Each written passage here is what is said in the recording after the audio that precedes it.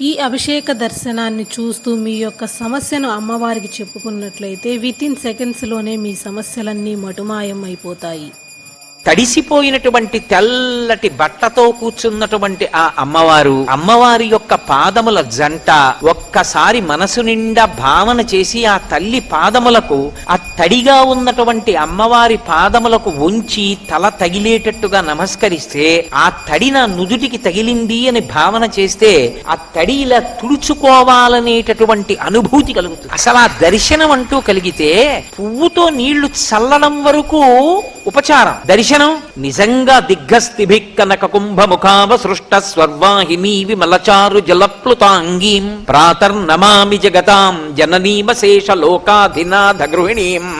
అమృతాబ్ధిపుత్రీం అని ఆ తల్లిని అలా చూసి ఎర్రటి కాళ్ళు, తెల్లటి గోళ్ళు, తడిసి కరిగి కిందకి కారిపోతున్నటువంటి పారాణి కనపడుతుంటే ఒక్కసారి వంగి అమ్మవారి పాదముల దగ్గర తలపెట్టి నమస్కారం చేశారనుకోండి,